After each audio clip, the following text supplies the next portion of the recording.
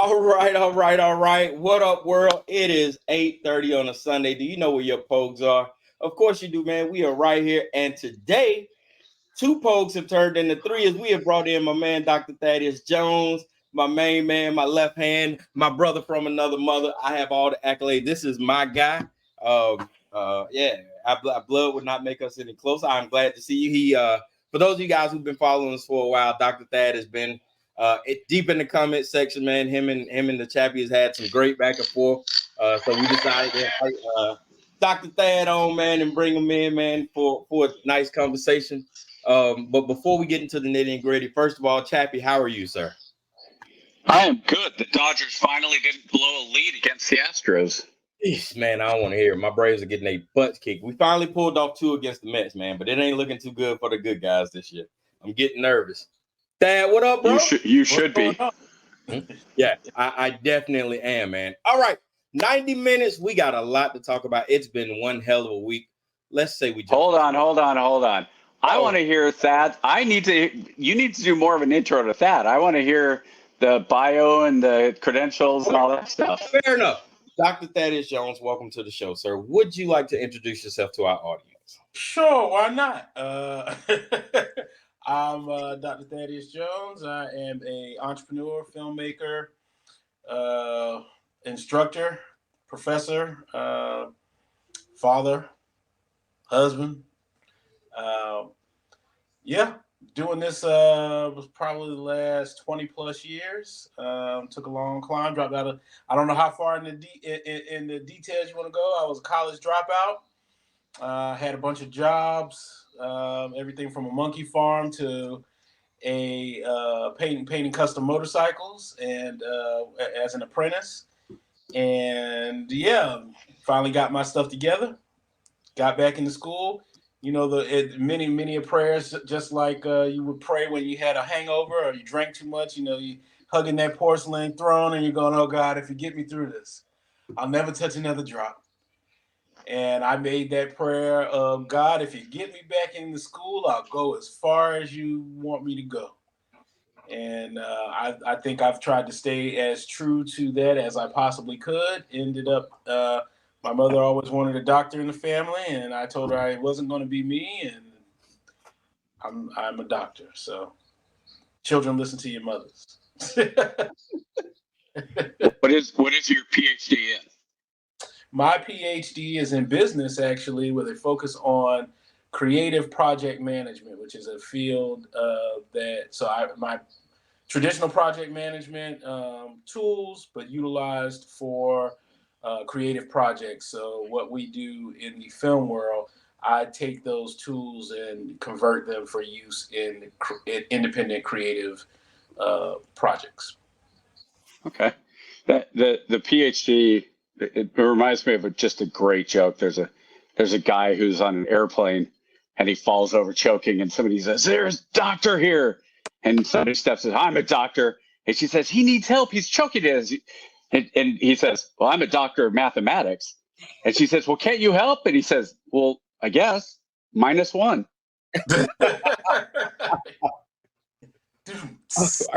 All right, fellas, listen. So we have had a very rambunctious week. We got a couple of things we're gonna talk about. Let's say we jump into it. You guys ready? Chappie, you gonna love this one. We are talking about the big blue wave. First out of the box, we are going to run the video and then we're going to come back for commentary. Let's see. Oh, can't do that. Oh, I don't ever want to act right when it's time. Here we go. Boom, boom, boom. Let's get it. Something just happened I've never heard of before. There was a Zoom call that had over 200,000 white women on it. We also saw the same kind of call with black women, right? Win with black women, Zoom for Harris. I'm telling you, if these moments get momentum and become a movement, this could be what this election is about. Did I get it right? And what was the vibe? And why this time? Why haven't we seen this before? You did get the vibe right. It was incredible. First of all, Zoom has never had a meeting larger than 100,000 people. This happened completely organically. Shannon Watts, who's the founder of Moms Demand Action, tweeted in response to the Win with Black Women call that you mentioned that white women should do this. It's on us now. All right. So you have in her first week in the honeymoon phase, I believe it started with the Black Women Win with Kamala. And then that led to 500,000 plus or minus in donations. Then after that, the black men were like, hold my beer. And basically the good brother, Roland Martin, decided to have a Alpha Phi fraternity meeting on Zoom where they raised $1 million. And we got a chance to sit in on their chapter meeting. And then on top of that, the white women was like, you know what? Here, hold my leggings or hold my, hold my Yeti cup. Pumpkin latte. And they broke Zoom, and then they raised an astonishing 8.5 million in one session. Holy smoke, man. That is, first of all, do you see that concerning? No, not at all. I look at a few things there. First, the organic thing I automatically question. That many people, but okay, so be it. I mean, like realistically, but think about the people that are going to join that Zoom meeting. Okay, if you say we're going to have a political meeting for white women who are going to vote for Kamala Harris, you're going to have those kind of very active women who want to be engaged, who were already engaged, who are doing the things that you would expect for people who are highly engaged to vote for the Democrats. And I'm just saying the Democrats, that doesn't have to be GOP or just actively engaged. You can have the same thing with African-American men, African-American women, you have any group. You could have something where the Asians, hey, everybody who is Asian American that is going to vote for Kamala Harris, come on and have a Zoom call. We want to break the record now. And so the groups that are doing that, cool, more power to you. But when I see something that has 100,000 people that say, I don't know who I'm voting for, I'm really a true independent voter, I legitimately don't know if I'm voting for Harris or Trump. And then at the end of the call, they do a poll and it was like, okay, 75% of the people on the call said they were going to lean towards Harris, 25% towards Trump, something like that. That to me would be like, oh, crap. That means independent voters, that's where they're going.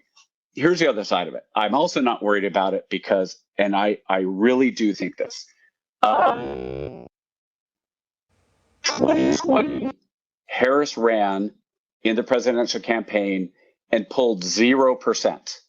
In California, she ended up 4th in the primary and ended up dropping out. Tulsi Gabbard just absolutely ended her presidential run in a matter of about 90 seconds.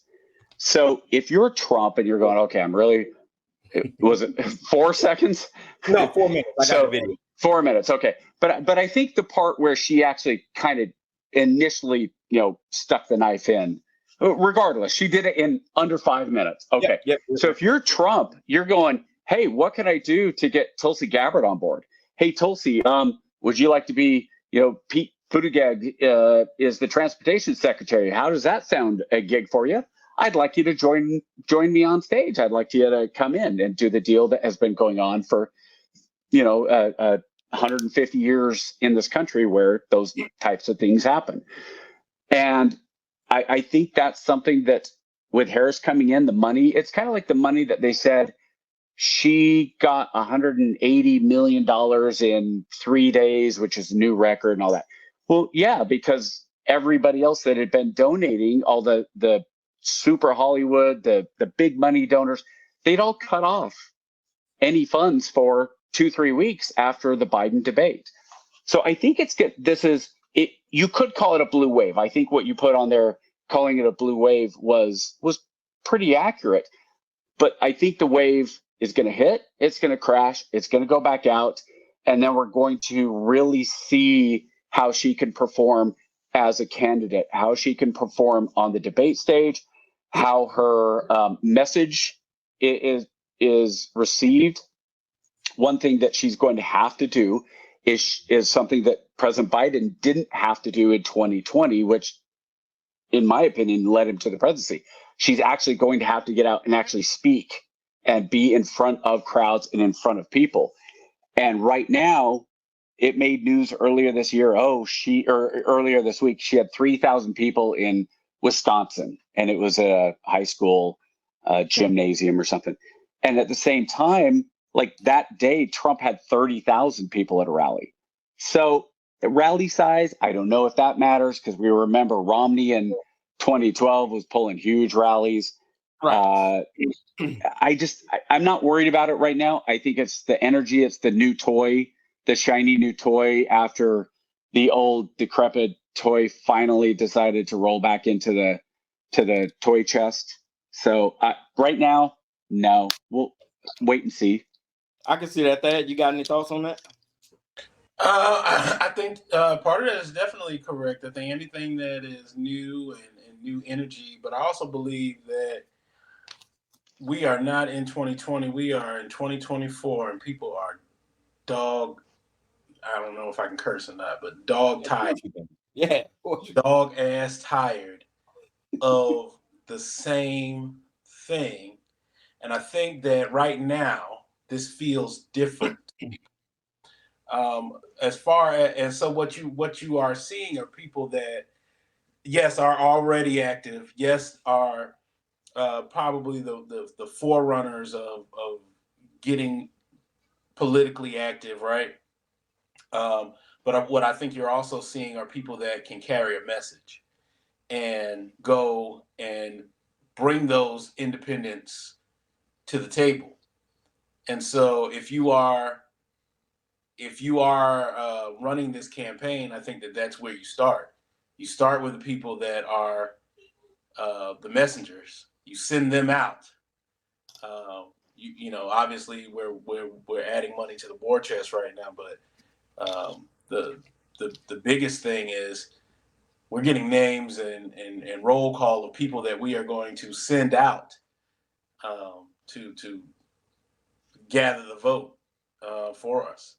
And I think that, you know, even after we see the new shiny toyness of this campaign wear off, we are going to see a hardworking campaign machine put to use. And at least, you know, that's what I'm reading.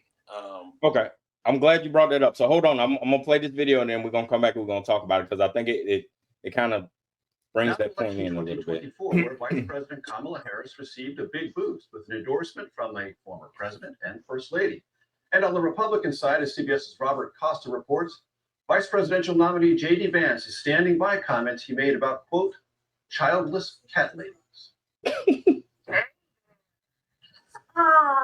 You're both together. Vice President Kamala Harris's historic week culminated with a strong personal endorsement from Barack and Michelle Obama. We called to say Michelle and I couldn't be prouder to endorse you and to do everything we can to get you through this election and into the Oval Office. With Democrats uniting behind her, Harris is now turning to picking a running mate, with some of the more than a dozen contenders getting informal tryouts on the stump, including Pennsylvania Governor Josh Shapiro. The vice president now has a deeply personal decision to make. Oh, is that Josh Shapiro? Yes. Because she went through it. I couldn't have picked him out of a lineup. You wouldn't.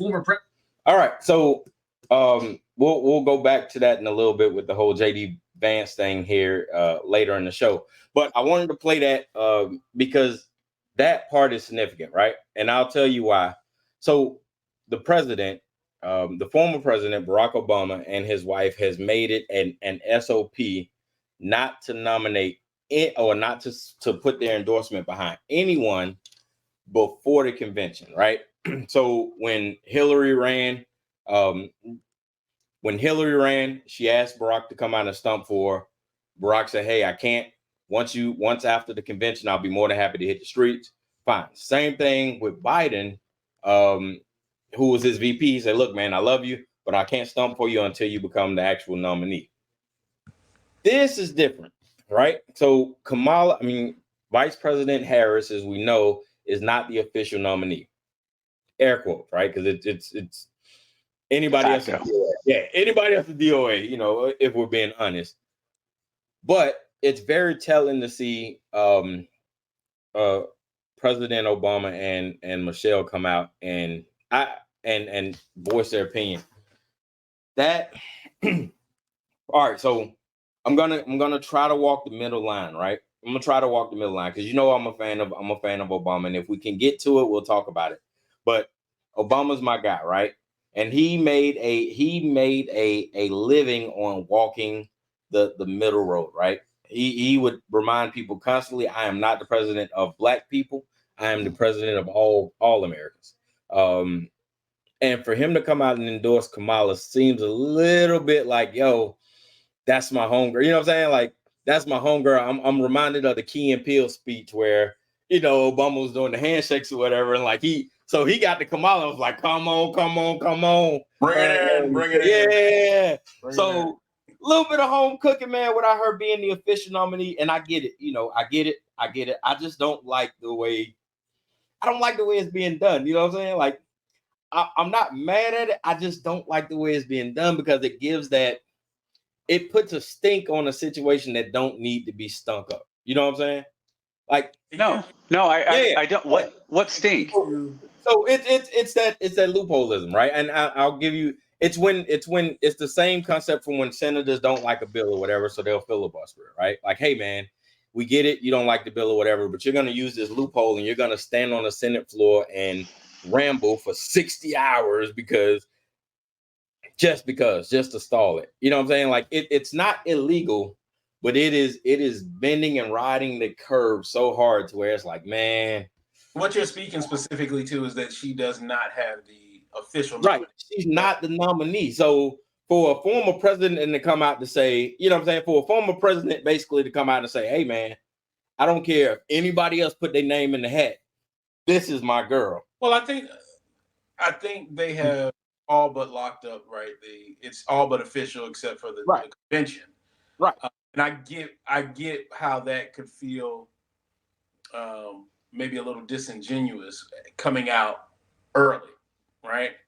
It's like getting a sneak peek at something that's supposed to be, you know, still undetermined. But ultimately, you've got an endorsement from a sitting president that says, I'm pulling my hat out of the ring and we're throwing it here. We've locked up all the delegates. We got enough to make sure we got enough to get there and be the official nominee. So yeah, I agree that it is not. It's far from official, but it will be. I know Lance want to get in, but let me. I'm gonna fire you up real quick. Hear me out. Trump and Biden, the Democrat Party knew all along Biden was a weakling, right? And they tried to shield him as best they can. Once that debate debacle happened, they knew they were going to pull the plug, but they prolonged it. One, to try to drain Trump's resources because he was already pouring in millions fast, and two, they didn't want to release the Harris thing until the very last minute to capitalize on the winner and not to expose her. That's what I think. I think the plan was to switch Biden out the whole time. And it very well may have been. And if we're talking about politics, when are people not playing dirty? Leveraging and hedging. We're talking about two wings on the same bird. So I'm independent. I vote my issues, but I can see how this is a knockout punch being played. Okay, we want you to dig this hole so deep. Keep digging, right? And bury yourself up to your shoulders. And then, at the last minute, here's your true opponent. It's like the old boxing thing. It's like, oh yeah, the guy you were supposed to box, he fell and broke his leg. But we want the fight to continue on. Yeah, here's Clubber Lang. Clubber Lang, everybody. Yeah. And Clubber. What do you think, Lance? Like it's not illegal. It gives a funky taste. It has a bad aftertaste. It ain't a funky taste to me, man. I'm sick of it. I'm sick of all of it. So what's funky to me is the issues, right? And I don't care how we get to where we need to be, as long as we get there. So if it's a little funky, so be it. The other side been playing that way against the middle and against the other. They've been playing this way all along. It's just more of, you know what? Kudos to the Democrats for finally growing some cojones. I'm surprised. I gotta admit, I didn't think they could if it was a plan to put a plan together that goddamn I didn't think they would do that, but it's definitely skeezerish. What you got, Lance? I don't think this was the plan at all. I think the plan was for Biden to come out, and they were going to back Biden, and then they were going to back Kamala, and then at some point after Biden won, which they fully anticipated winning, speaking of dirty tricks, by any means necessary, ballot harvesting, whatever they could do, and then at some point go, okay, when Biden has run his course, we'll hand it off to Kamala, and then she'll pick it up and keep going from there. The idea of Biden, of President Obama endorsing Harris early it doesn't bother me at all. Didn't think twice about it. It's like, who else is he? He's not going to endorse Trump. And as soon as Harris, I think it's a way bigger question as far as what smells bad is, how did she get the nominee? Like if you're look, I tweeted out when I'm agreeing with Black Lives Matter organization, then hell is close to freezing over, because Black Lives Matter organization, which if you know me, I do not have any love or respect for. I appreciate the movement, but not the organization. And they come out and say, this is undemocratic. Nobody voted for Kamala Harris. Not one single vote was given for Kamala Harris, and she's now running for the president. How is that democratic? And I was like, yeah, that's exactly how. If I was a Democrat, I'd be kind of pissed off if I was at that. But I don't think this was a plan. I think that and saying, well, we were going to hold on as long as we could and until Trump. I don't think it was even, hey, Joe, hold on and then we'll drain Trump. I think it was as soon as that debate happened and they turned on him, Joe Biden is an angry old man who's like, F you guys, I'm not going anywhere. I can do this. Jill tells me I can do this. And my boy, Hunter, who's the smartest man I know, tells me I can do this. And my son, Bo, who's been dead since Iraq, since he died in Afghanistan and Iraq of a gunshot wound to the head and the knee. And when he was beaten to death on the streets of Pittsburgh, he told me, and where are we talking about? I'm running for president and I'm Joe Biden. I don't think there was anything behind this outside of Joe Biden and his very close inner circle trying to hold on to power until the money spigot was turned off. Yeah. Once the money spigot turned off for about 10 days, then they all went, oh, well, crap. If we are losing the big donors, and even it's not even a threat of, hey, we're going to donate to Trump, because that was never the threat was just, we're not going to give you any more money. Right. And they went, well, crap. Okay, we need to search deep in I need to deepen my soul and hand it off to a new generation. Kamala Harris is not a new generation. She's 59 years old. She's not even the millennial, or she's not Gen X, is she? I don't think she even qualifies as Gen X. I'm an old Gen Xer. I think she's right on the edge of Gen X no, she's early Gen X. I think Gen X starts in like 1969, 1970, which is about 55 years old. So technically, regardless. Yep. I don't think the Obama endorsement moves the needle one iota. I don't think that what is happening now with the polling matters at all. I think that we are, and the switch and bait as far as, hey, you're going to fight this person and this person, that might be true, except Kamala Harris isn't Clubber Lang. Kamala Harris is, I can't even think of a bad enough amateur fighter that they put in front and going, punch. I mean, we're going to see if we debate. All right. So we got to move. Oh, we lost KJ. Isn't that funny? He just goes to change one thing and he drops right off, like he's just going to leave us. I know, right? Just leave us on our. Oh, now you come back. Now I see how it is. I know, right? It's insane. Every week, KJ. Every week you pull this magic trick. You know, when we're not talking about these things, I just want to, I took my hat off, but I just want you to know when we're not talking about these things, it doesn't happen. So anyway, our favorite anti-hero, Tulsi Gabbard, made a triumphant return as a Fox News analyst this week, and she had some things to say. How much do you think her contract was?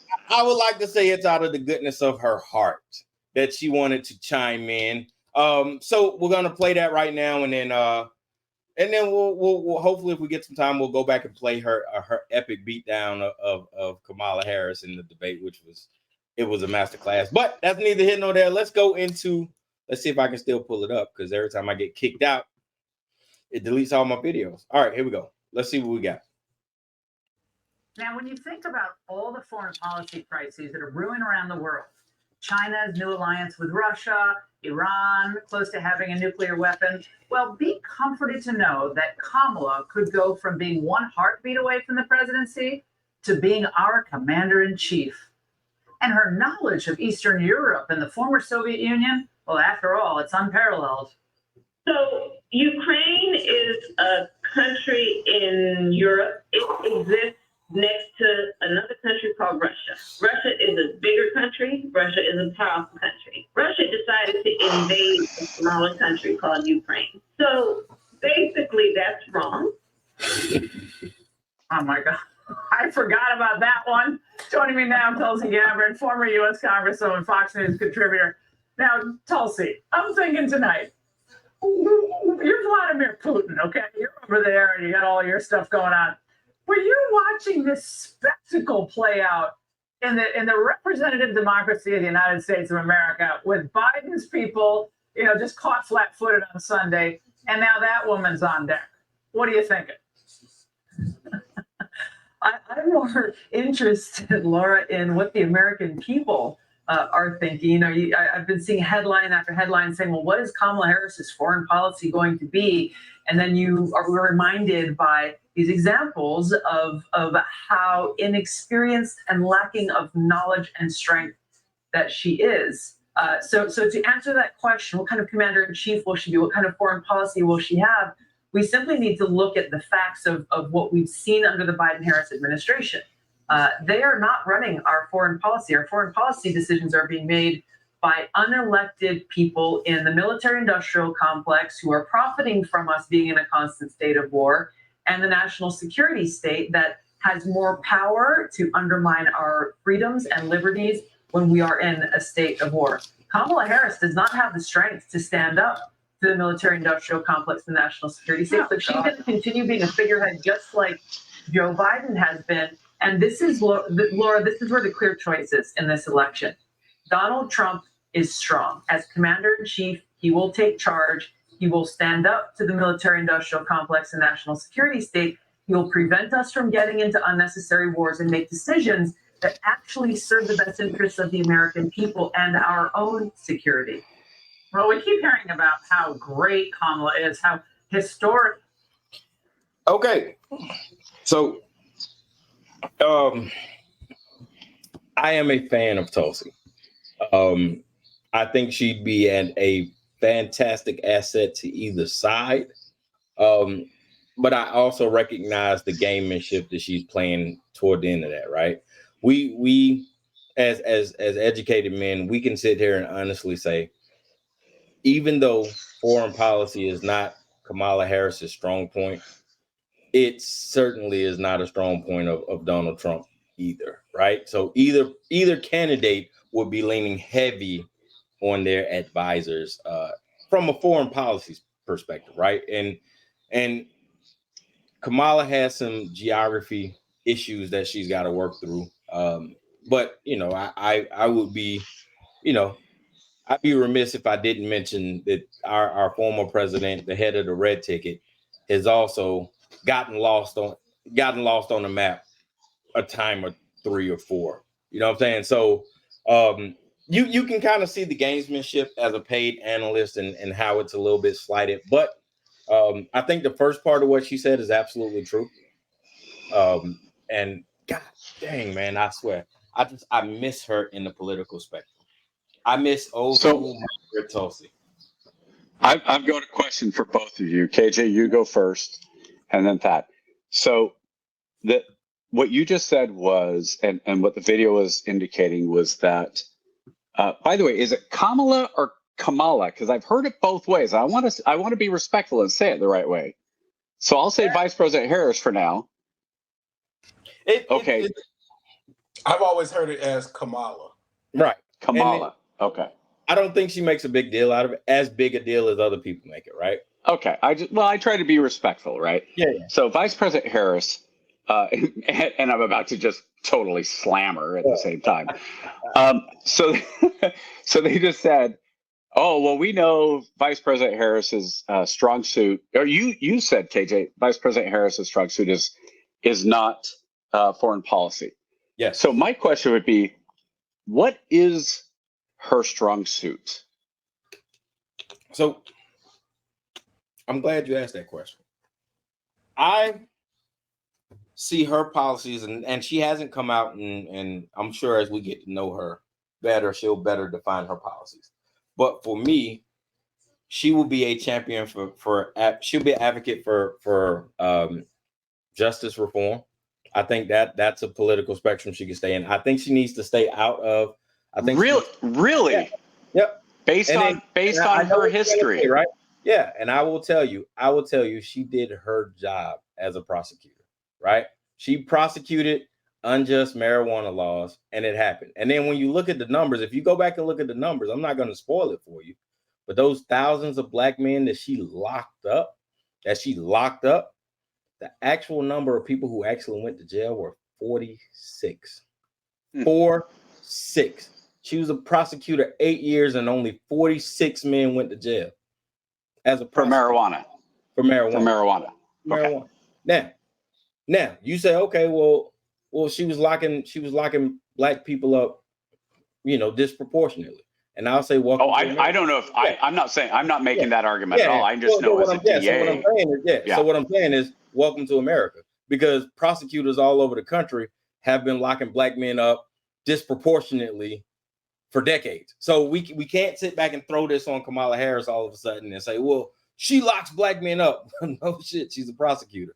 All prosecutors. If you look in your municipality or in your city or your district, I will guarantee you 10 dimes to a wooden nickel that your prosecutor has either similar or higher incarceration rates. Do you know why?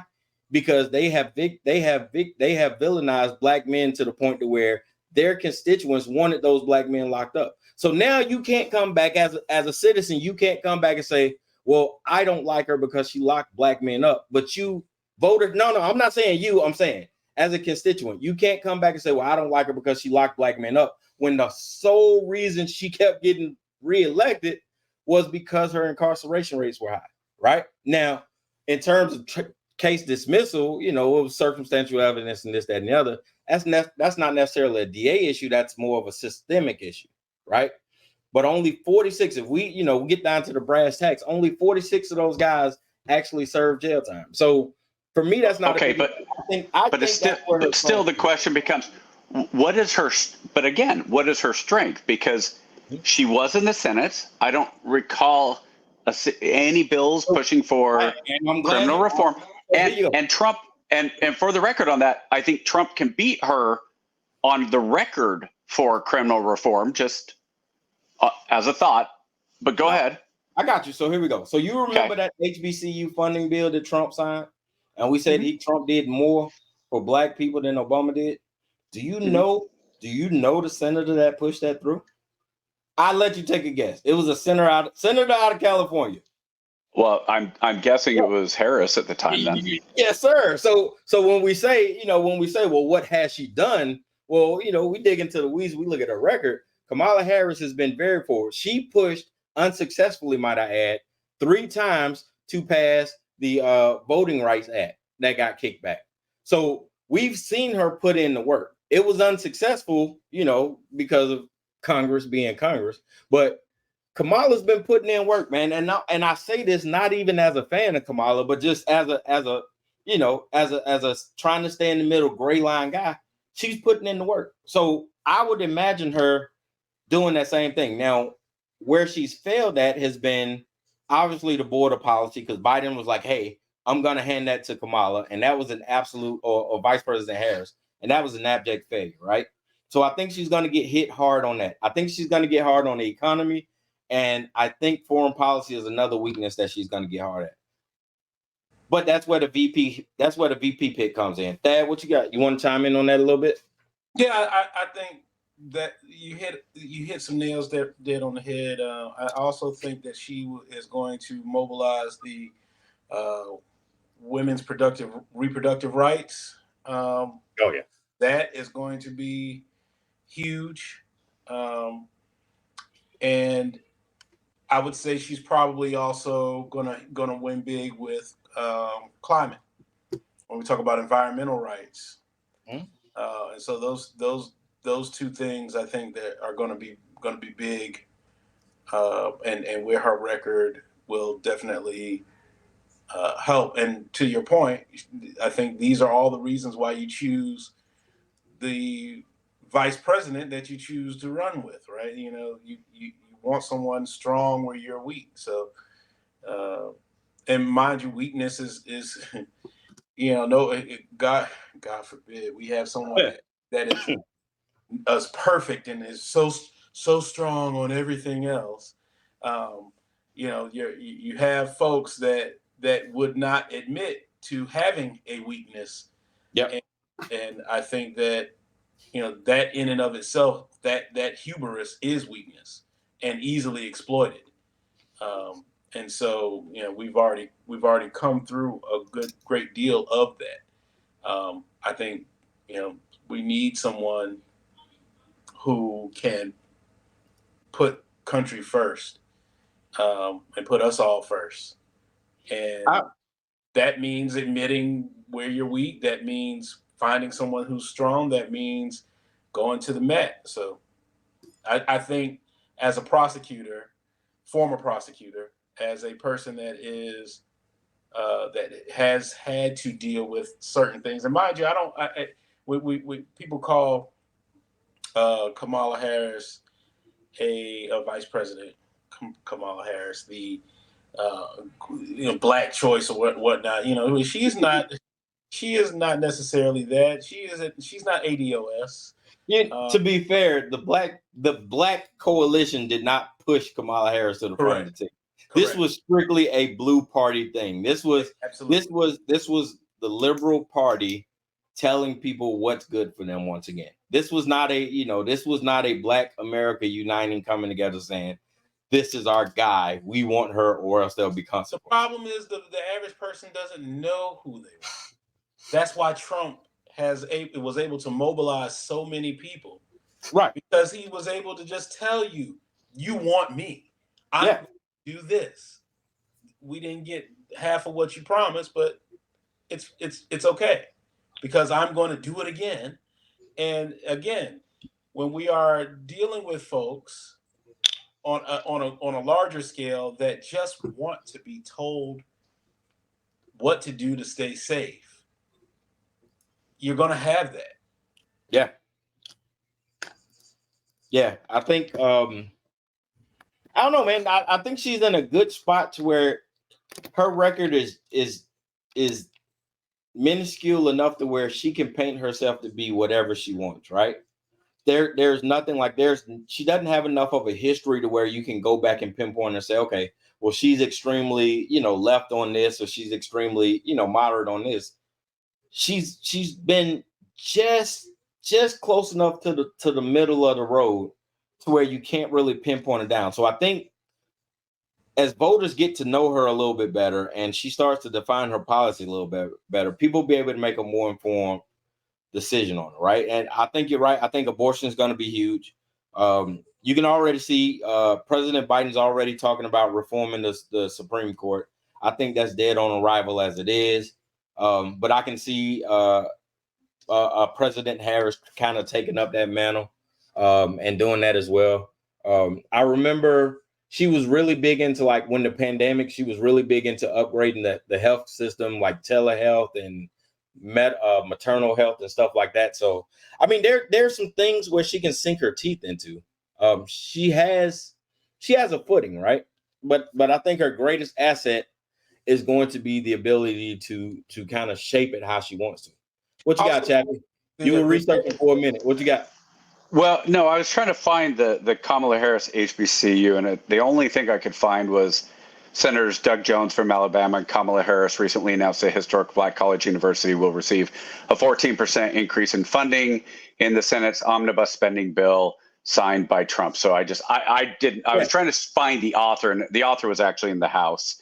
Representative Adams. Yeah, but she's one of the sponsors. She's one of the sponsors on the bill from the Senate. Yeah. No, and that's fine. But first of all, you don't get to define yourself. Never have been able to in presidential campaign. You are always defined by the opposing party. That goes back as far as so she can say this is what I believe it, but you're gonna have.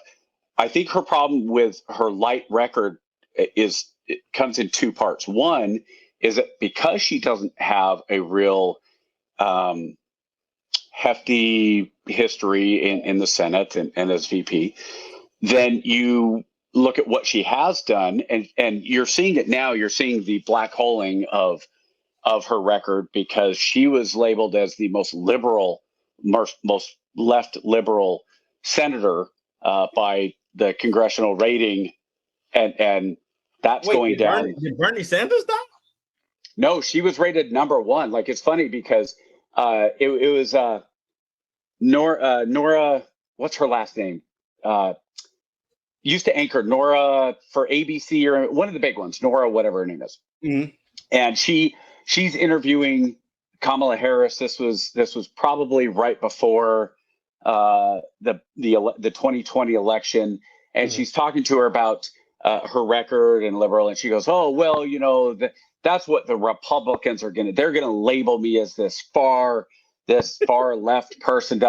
And Deborah Norville, she says, "Well, actually, the nonpartisan, rating organization, whatever, actually labels you as the most liberal senator from the end by your." And she kind of goes, "Oh shit! What did I just do? Oh crap!" You're seeing the memory holing of her being the border czar.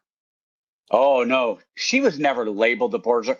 And you literally see people who are posting, here's the headline from the New York Times saying she was the border czar, and here's your article from yesterday saying, oh, she was never the border czar. And you see it in the WAPO, you see it in the New York Times. Yeah. And it's just to me, it's one of those things. If however much you hate the mainstream media, you do not hate them enough. Well, there's going to be some showmanship, right? It's their job to make it. It's their job to make you forget it, right? But it's your job. It's not the media. Is it the media's job to make you forget it? That's where I say the media. So here's the thing with the media. The media, the campaign saying it fine. Yeah, the media is going to put out whatever their employees tell them to put out, right? We've established long ago that there is no more unfair, unbiased media. Every media platform has an agenda. Every single one. So whatever the corporate sponsors are telling them to put out, then that's the messaging they're going to go with. So that part doesn't surprise me. It's the political parties. Like, it's the political parties. Some people will sit back and say, oh, well, Donald Trump did this, Donald Trump do that, right? So the Republican Party, it's their job to tell you that their candidate is moderate. It's their job to tell you that their candidate is a president for all people, right? Same thing on the Democrats. So I appreciate the gamemanship. I see it. I actually enjoy it a little bit. And it's going to be interesting, man. So speaking of that, going into the debates, right? So President Harris has been putting a full court press on about debating Trump or whatever. And the Trump party played it smart. They said, hey, listen, you're not the official nominee. We don't have to do shit. You know, excuse my language. When you become the official nominee, then we can talk about debating. But until you become a candidate, I'm not going to be bothered with you, right? So, what do you guys think about that? Like, granted that she's going to be the nominee, right? And let's say that they go ahead with the September 10th debate as scheduled. What are you most looking forward to? That I think you're up. I talked for a little too long there. What am I looking forward to? Honestly, I think that just to address the elephant in the room, right? We don't have to do shit. It's chess, right? We're playing chess. Yep. And I think when you are Donald Trump, you feel like you can make the rules as you go along, right? You can rewrite the game of chess as you're playing it. Which he has done to some degree of success for most people. To be fair, he let the Democrats play in that debate. That was the Democrat that Biden debacle. That was a Democratic plan, and it backfired spectacularly. But then he went and stuck his foot in his mouth and said, "I will debate her anytime, anywhere." Yeah, yeah. And then it's like, oh, what they're really going to do? They're really going to do it now? We don't have to, right? She's not even really the candidate, right? So we don't have to do anything. I think it's more of that, you know. I don't have to be accountable to anything, and a part of that is like for me, I just want to know that people keep their word. I'm a man of my word. I have to be, and if I say publicly, KJ, I'm gonna do X, Y, and Z, I expect KJ to hold me accountable to it. What I don't expect is KJ to let me slide when I say, well, you know, it's a loophole here, you know. And really, I really don't have to do it. I said I was going to do it, but I don't really have to do it.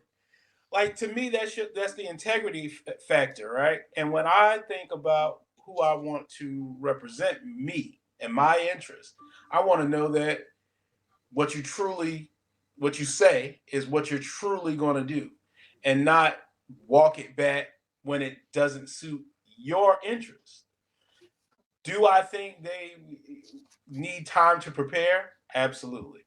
When you have been running in one direction and you've got those, Sleepy Joe's gonna be asleep at the podium, this is a layup. Man, I don't. It's like to use I guess an old analogy for those sports folks, because I am not a sports person, right? But when you are up against the 100th ranked team, you don't practice as hard. Right. Oh, it's a layup game. Right. Oh, listen, we're going to take the week off. We're going to take the boys down when we're supposed to be at practice. We're going to have pizza. We're going to hang out with the honeys. We're going to chill out and do X, Y, and Z, right? And then they've been practicing.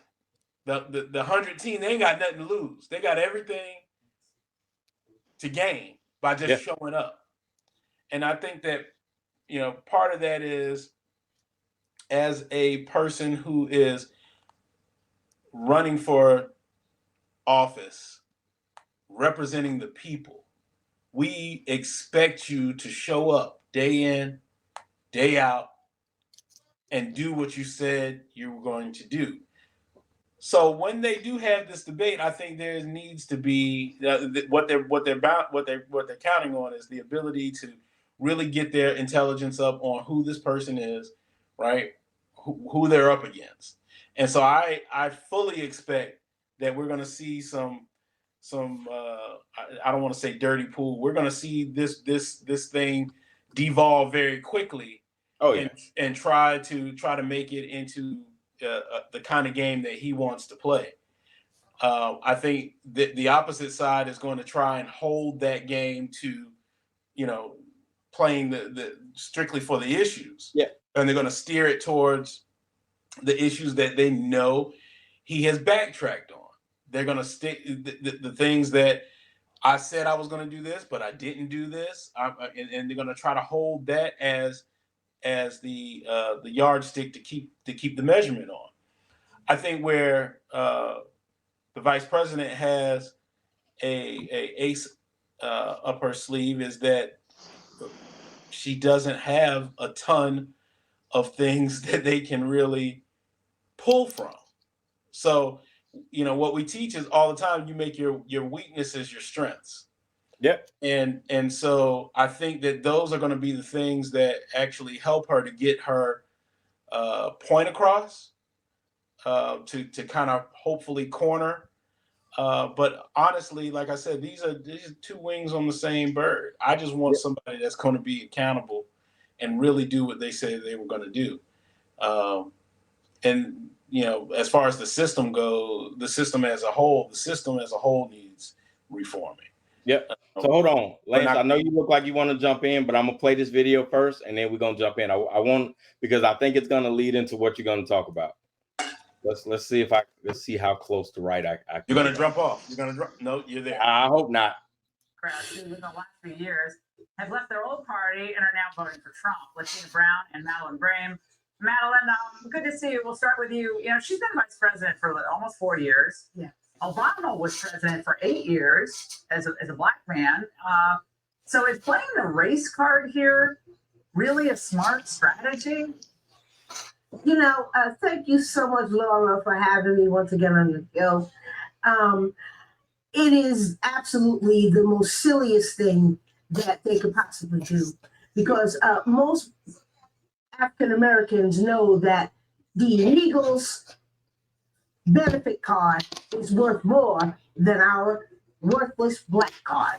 So why do we care about who Kamala Harris is, about her race or her gender? We care about the policies that she has pushed with Joe Biden for the past 3.5 years. We are struggling. We can't even make ends meet. You talked about retirement earlier. I have to work till I'm 70 years old in order to get my full retirement. So, no, Black America is not supporting Kamala Harris, all right? Color has nothing to do with the failed policies that she has championed and stood on for 3.5 years. Now, people have called Kamala the DEI candidate, but Democrats, they don't like that. Whenever you hear DEI, I want you to think about the N-word. I want you to think about racial slurs. That's what they actually mean. Latina. When you hear DEI, think of the N-word? That's where they are.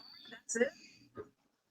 Well, Laura, thank you for having me on. I just want to say this. The Democrats are full of crap. And I think that they know that the American people can see through the crap that they're pushing and circulating out there to the Black community. If anything, the Democrats, they're the ones who are sowing division in the community, in this country. It's not about unity. All right. I'm sorry. I'm sorry. First, that was enough. Wait. Does that tell me that is not diamond and silk? Wait. Tell me that's not diamond and silk all over again, right? And this is what pisses me off. This is what pisses me off about news outlets, right? They do the same crap when it comes to reporting the news, right? They go and they find the lowest common dadgum denominator, all the intelligent conservatives that you could pull from, that could articulate their point with some sense, and they find these two yahoos to come on here and I just disagree with what they're saying, and it bothers me that this is so. When we talk about playing dirty pool and stuff, people will show you what they think about you if you pay attention, right? And Fox News has a propensity to do stuff like this every election cycle, and it's not doing them any favors. With independence. They had this woman at the at the Republican convention speaking. Okay, I watched that and immediately turned. Oh, one of those two was an actual speaker. Yes, the first one. The first one that spoke, she was actually at the Republican convention. This is why it's hard to oh my God. Okay. So first, Diamond and Silk, literally who I thought of. I couldn't remember their name. I knew it was something in Silk, but literally who I thought of. Okay, I do want to say something to Thad though. Now, first, I lifelong conservative. I left the GOP in 2016 when Trump became the nominee. And I will say this, I voted for Trump in 2020. I'm going to vote for Trump in 2024. And on the list of where integrity is for Donald Trump's traits that I can rely on, probably can't get any lower because he has no integrity. So be it.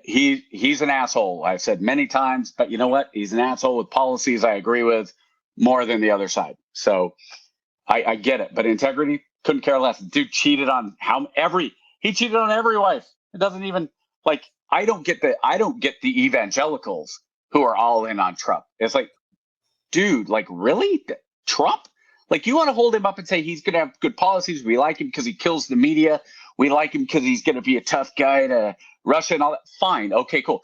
But holding him up that he somehow is a good. That's what they said during the convention. He is a good father, grandfather, and husband. Yeah, I'll buy 2 of those 3 because he sure as shit is not a good husband. And I apologize to the swearing because my daughter watched this. She said earlier today, "Dad, you swear too much during that." So okay, sorry. Debates. I want to touch on the debates though. I don't mind Trump backing up and saying, "Well, hold on, anywhere, anytime, any place," because you do have the handlers, and they come back and go, "No, hey, whoa, let's take advantage of this then." And I think I think it would absolutely be smart for Trump because we saw him go into CNN, and while yes, Biden blew up on his own landmine. I think that was not the intent. The intent was to send him to CNN, put him in enemy territory. And actually, I think no matter how poorly Biden did in that debate, I think we underestimate how well Trump did. And then after the assassination attempt, I think he's done even better. And I wish the subdued, introspective Trump was more permanent than it has been, because I think he was that for about 2 weeks. And then somebody decided, hey, let's start writing his speeches, and that's where he needs to go, which I think is silly. But he should go on somewhere, and he should make sure that the moderators can only ask the questions and cannot do any instant fact checks. So he'll want to be able to say whatever he wants to say about Kamala Harris and about Biden and about their record without being fact checked. And honestly, I'm not sure Harris wants to be fact checked either. But I will say this about the policies. This is how I look at it for policies, and whether she's Diamond or Diamond and what was the other one? Diamond and Silk was the original ones from 2016. Whichever she is, she did hit two of my 3 that I think Trump does. And what you said about not having, I had to look it up, and I thought, Thomas Sowell. How old is Thomas Sowell? He is 94 years old. Yeah. I will still rather listen to Thomas Sowell take his time to get his thought out than just about anybody else on the planet. So maybe unless he's really just incapacitated, I'd love to have him be that person on Fox News. I don't care how old he is, because there's plenty. It's not about age. It's about your mental acuity. And if he's able, that's who I'd like to hear. But 3, I look at this.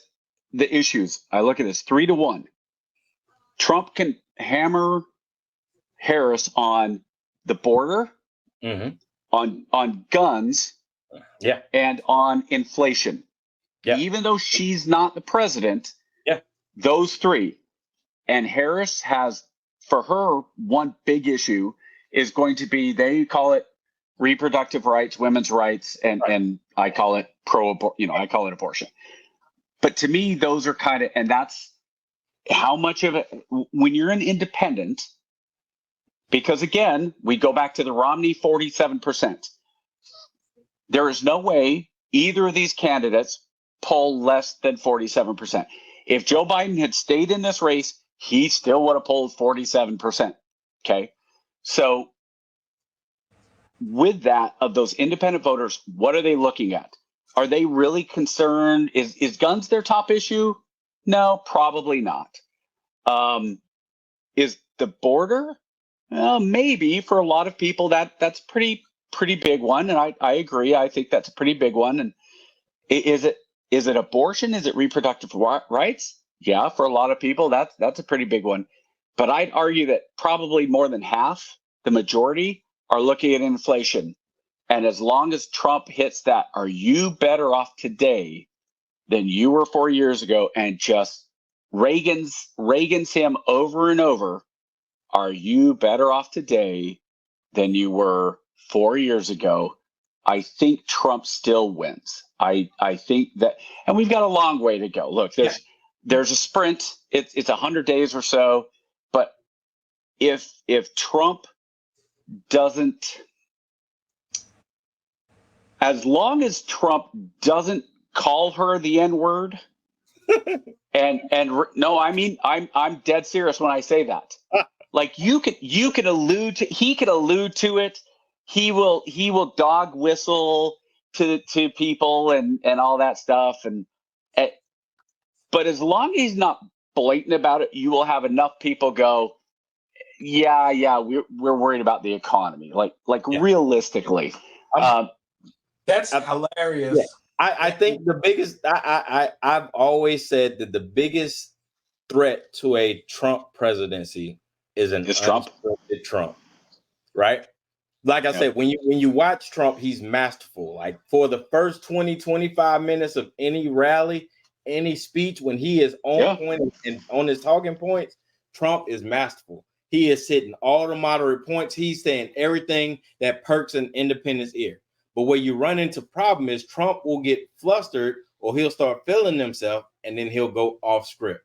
And when he goes off script, that's when the sound bites come out. That's when the Democrats are sitting back licking their chops like, oh yeah, this is where we need them. And then I found J.D. Vance starting to pick up. And that's why I didn't think that was a good pick for him, because instead of having somebody who's temperamental, I think Nikki Haley would have been a phenomenal pick for VP.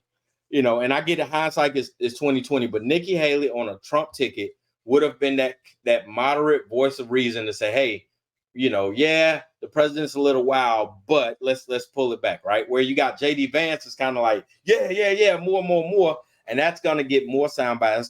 That's gonna get people more in trouble, right? It says you don't want to. It's bulletin board material, right? Like when you're getting ready to face your rivals, right? The big game. You got the big game coming up. You're getting ready to face your rivals. You don't want to be that guy in the newspaper that's going to give the rival team bulletin board material to run with, right? We saw that with Hillary Clinton and the bag of deplorables in 2016. We saw that with what's the girl, Palin, in 2008 about seeing Russia from a house. You don't want to be that guy that calls you to campaign, right? That wasn't actually her. That was Tina Fey on Sunday Night Live. Tina Fey, but what I'm saying is it stuck to her. So you don't want to be that guy to get like, you know what I'm saying? The same thing, the same way J.D. Vance and the cat lady thing, right? It's going to stick to him. Completely out of pocket. I mean, completely out of context in what he was talking about. But because the messaging because the messaging took a life of its own, it's going to stick to him regardless. No matter what he says, it's going to stick to him. Let me ask you a question about that. Whatever he said about cat ladies, and you see the same thing right now going this weekend about Trump saying, evangelicals, you only need to vote this for, and you won't have to vote again, right? And now, to me, Trump was saying, like, look, this is the last time you'll need to vote for me because I won't be here. I don't think he was very articulate. But the cat lady one, you don't have to vote for me. I think that this goes back to, Thad, you want to talk about integrity, journalistic integrity, because there is none. When you had Romney, you remember Romney, what was his big thing that everybody got, that left got him for? Binders full of women. What was the context, though? He said, look, I asked for qualified people for this position. And they came to me and they said, here's just this list of men. I was like, no, I want women. I want to have a full. And then they brought me these binder full of women, and I looked through everybody and found the best picks. And they went in and they said, binders full of women.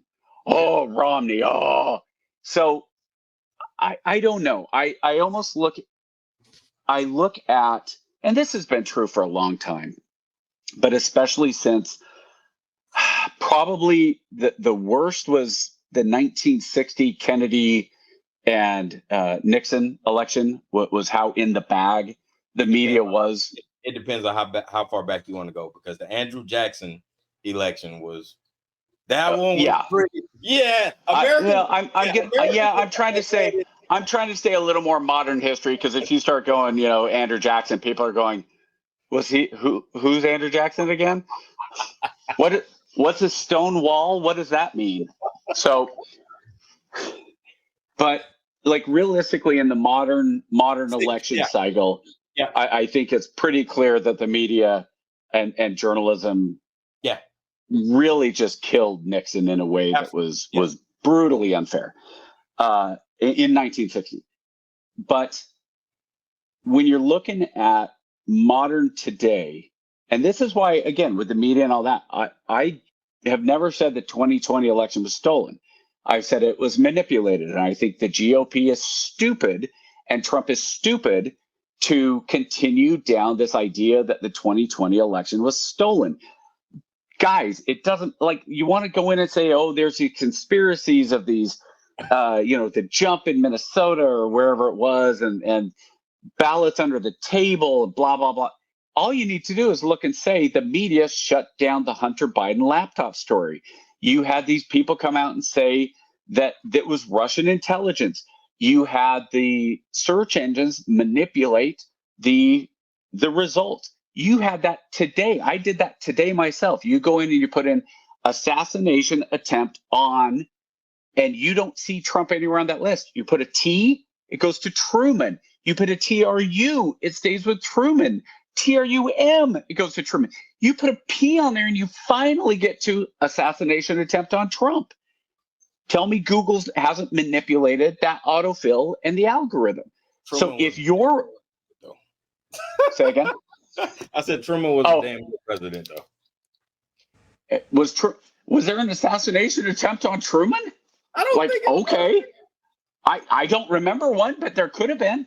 So, but that goes to show you how the algorithm can be manipulated and how the big tech and the media itself is in the bag for not Trump. Okay, I'm going to say it like that. They just Orange Man bad. So I think that it would be this is why what Thad was saying. If these are the candidates we're going to have, and we both look, I don't think any of us are happy with whether it was Trump and Biden, Trump and Harris, whoever. I think when we start talking about the best and brightest, nobody is making that argument right now for any of the potential candidates right now, right? Yep. But this is where I think when we start talking about the system, how about we start with if this is where we're going to be, let's make those incremental changes, like actually have a debate that matters. Make it an actual we don't do debates. We do these you have 90 seconds to respond. You have 30 seconds to respond. How about we actually have them discuss what the policies are, what they would do, what they would push policy-wise, how they would change things. And instead you get these questions like on the last debate when it said, and I'm trying to remember if they asked Trump or Biden the question, but they said, how will the federal government affect the price of daycare for the average American? Really? Is the federal government responsible for the price of babysitting now? Like, I wish that had been the answer. Like, the federal government shouldn't control that. Shouldn't have anything to do with the federal government. That has nothing to do. The federal government, there's nothing constitutional about that. If somebody wants to write a law or fine, and then we'll see if it's constitutional. But that's just you know what, Jake? That's a silly question. So I got a couple of things I want to say. So there's that, just to pick up off of what you just said, though, that is a symptom of a larger problem. The larger problems are we are willing to trade our morals for economic prosperity, period. Sure. In this country, people are willing to trade their morals for economic prosperity. To your point about Trump's policies, yeah, but at the same time, Black people, people of color, minorities live in a police state in this country. Shot down, pulled out of their cars, shot in their homes, shot in the face for holding a pot of water. That's a lone wolf. And lone wolf. Shit me. We got a list of people shot down, kids shot down. These policies, I want to know about those policies. I have children that need to live and walk these streets. So those are my issues. I could give a fuck about the economy if I can't walk around without having a gun pulled on me, about being pulled out of my car, or my kid calling me because he's got a busted taillight and now he's scared to get out of his car because there's 6 cop cars behind him. So you can miss me with all that other stuff when I don't know if I'm going to survive. So Thad, let me ask you with that. No, I want to follow up directly on that. And then you can ask your question. One more thing. No. I want on that. Okay, just hop back to that. Hold on, one thing. The last thing I'm going to say is this: that most people who are running don't have a vision for what this country needs to be.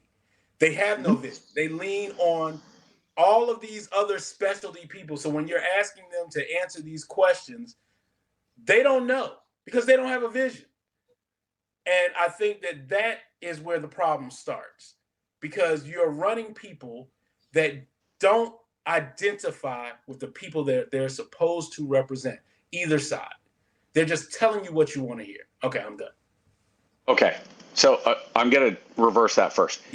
They don't have a vision. I think the problem is it's too arching of a vision, because the country is too big and too complicated for any one person to really know understand the policies and the intricacies of everything in this country. It's very simple. It's not. We all want the same things. You want to have a roof over your head. You want to be able to protect your children. You want to be able to provide for your family. On a macro level, yeah. You want to, right, exactly. You want to know that you're going to be able to your children are going to be safe. You want to know that your children at the end of the day are coming home. Sure. We all want those things. We're just confused about how to fucking get there.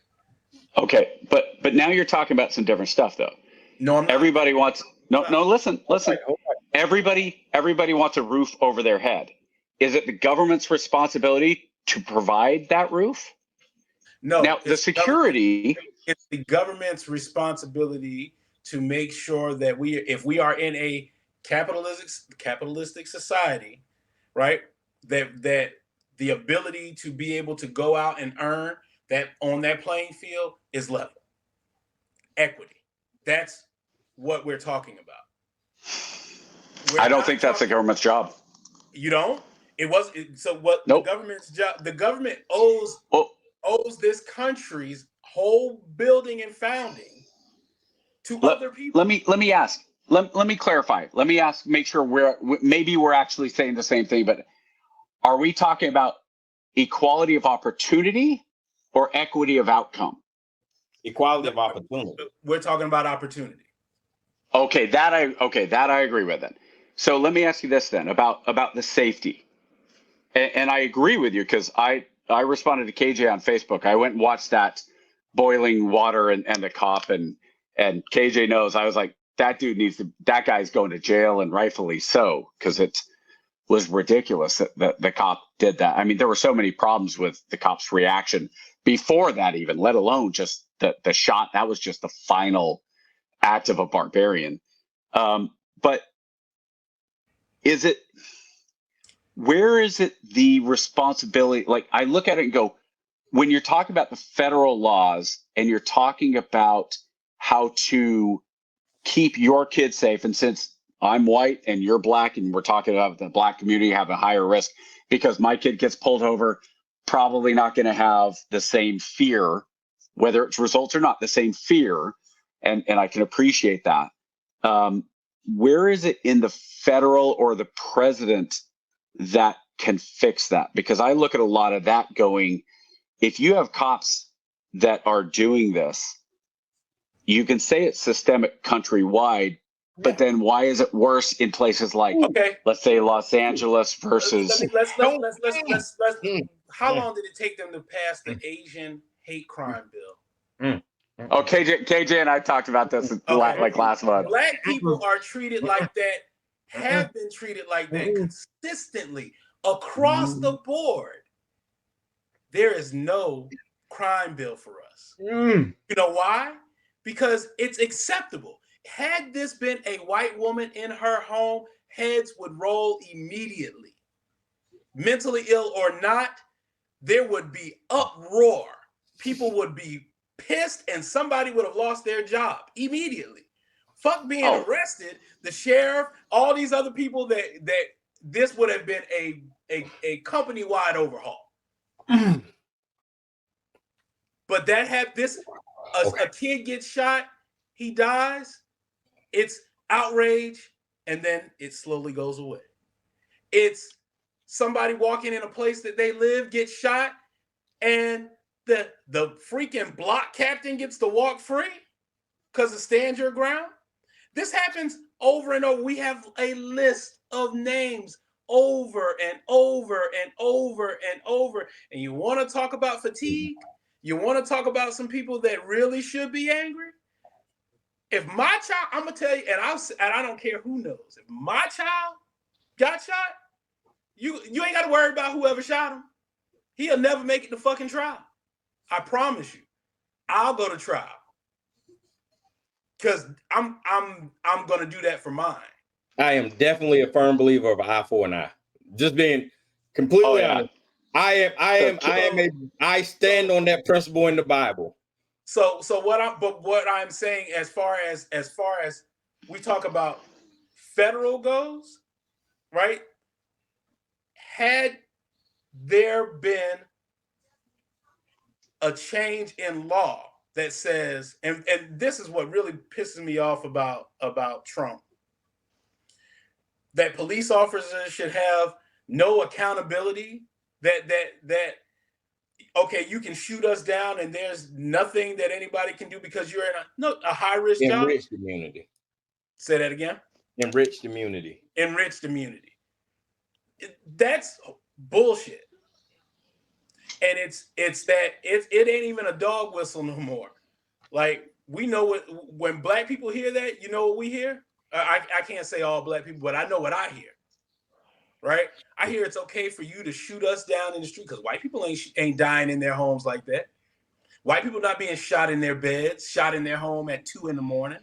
You're starting to see a little bit more, but not on that level. So I want to jump in real quick before we move on because I really want to get to the last one. We can say the last 20. So yeah, we're gonna run over.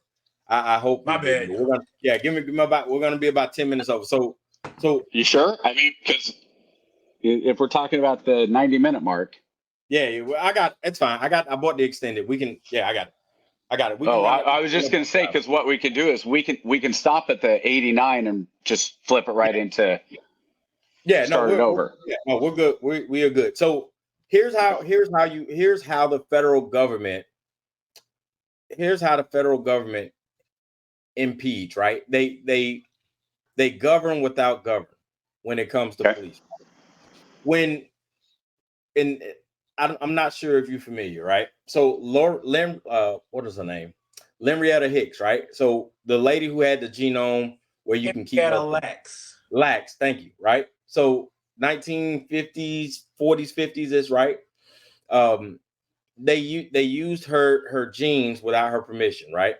It was a cancer that wouldn't die. Yeah. So what they did is they came out with reform on the federal level, right? And they said, hey, you can't do this anymore. This isn't right. Right. So we've seen the government, right? When DUIs became rampant, right? In the early 30s and 40s, right? The government came out and made a mandate and said, hey, look, we are going to punish you, right? We're going to punish you. And not only are we going to punish you, we're going to punish everybody. right? We're going to punish everybody, right? So we've seen the federal government. And the point I'm getting at, the point I'm making is, if a doctor does something that causes a death that they're responsible for, right? They lose their license. They have to carry insurance to cover that, right?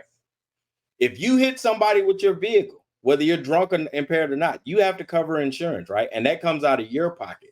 The difference with the policing force that we don't see anywhere else in the public health sector or the public service sector is, when the police kill somebody, it comes out of your pocket. It comes out of my pocket, right? The city pays those fees. The city pays those fines. The city has to pay. Basically, citizens have to be financially responsible for their own victimhood. And that is where I think we can fix it. If you were to, and I'm not even talking about taking the pensions of the police forces or the unions. I don't even want to mess with their pensions. What I'm saying is, you have to now carry insurance. You make it a national mandate that officers have to carry insurance, right? And when these sorts of incidents happen, their insurance rates get tagged. After a while, you'll start to see improvement. You'll start to see a course correction, right? Do you think? Well, let me ask you that then, because this is always what I go back to when they talk about more gun control laws or things like that. Okay, what part of an insurance requirement? Let's just use your example here. What part of insurance requirement stops officer? Who was? I don't even know the guy's name. Whatever. And that's a great question, but that's not. What stops Officer Barbarian from shooting that woman in the face? That's not the intent of insurance. Insurance isn't there to stop you from doing it. Insurance is there to punish you and the people responsible, right? So here's what I'm saying. Punishment for him is going to jail. You know what? Here's the issue, right? So here's what I'm saying. If that insurance union, if that police union has to have insurance on those officers, right? And that insurance premium that they have to pay keeps going up because of the reckless behavior in that department, they're gonna have a come to Jesus meeting and say, hey, look, dudes, you are cutting into our money by being reckless. You need to have more control, right? So it's not necessarily impacting them. One, it takes the financial burden off of the municipalities and the citizens. So you don't have the cities who are already running in the deficit having to pay these ridiculous fines. And two, it allows the police departments to police their own, right? Because when you start hitting people in pockets, when you start hitting people in their pockets, that's when you get the fastest reform. What keeps people doing a job that every single person, every single interaction that they have when the other person has done something actively wrong or perceived wrong, what other job, every interaction, do you fear for your life at the beginning of that interaction other than police work? Exactly. Now, don't get me wrong. What that one dude did, I mean, holy crap. I mean, dude, come on. She rebukes you in the name of Jesus. Are you actually a devil and now you're upset that she rebuked you in the name of Jesus, so you got to shoot her in the head? Holy crap, dude. It's kind of like gun control when they say the Sandy Hook stuff, right? Well, he went and he took the gun from his parents and he went to the school, and we need stronger gun control. Okay, what gun control would have, outside of banning guns, would have stopped? It's not, you're comparing. That's not comparable. No. All I'm saying, listen. No, I'm saying on a professional level, that's not comparable, right? Because you're saying, oh, professional. No. If you were going to compare it, that's what I'm saying. If you were going to compare it, it would be like, all right, so if the police union would have their license at stake, right, and their insurance is at stake for malpractice, it would be comparable to the health industry, right? You know, so this guy, just because you have to pay hold on, does not mean that you're going to not do the thing. Absolutely, Doctors, there's a whole slew of doctors that continue to do the thing, even though they have malpractice and all this different. Absolutely, they just bounce around. They move. And we are currently in a position where the number of doctors in this country is becoming dangerously low, because older doctors are going, the premium, these insurance premiums are way too high. I can't afford them. So why am I? OBGYNs, huge deficit because there are a lot of problems with births and things that OBGYNs deal with. That's a huge problem. So now if you're saying, all right, now, and again, I do think there's better ways to do things, but when you have the union, let's say, and we're just going off of KJ's example of insurance. So now you go in and you say, all right, union, you guys, your premium's going to go up. And if you don't fix yourself, then there's going to be issues. All right. So now the union goes, okay, the premiums are too high. We can't hire anybody. Now we're going to be forced to pay overtime, or we're going to have calls go unchecked. And now the public's pissed off because now we don't respond to the non-emergency stuff. And so now the problems go up, and now there's always these cascading things, and there's these problems go back to, and they're not easy problems. I get it. I look at individuals, right? And I understand you have patterns of behavior. I understand, that when you have the culture of the Los Angeles Police Department from 1960, well, probably 1950 through however long, leads to the 1968 race riots and the 1992 riots. Yeah, there's reasons. What's going on in Los Angeles does not necessarily mean that what's going on in Los Angeles is affecting what's going on in Minneapolis. Minneapolis has their own problems. What happened in LA doesn't lead to Officer Chavin on having his knee on George Floyd's neck. Mm-hmm. What Officer Chavin didn't lead to this guy shooting the poor old woman in the face, right? So, yeah, I think there are problems. Immunity. Now, if you're saying immunity should be no matter what, as a police officer, you cannot be.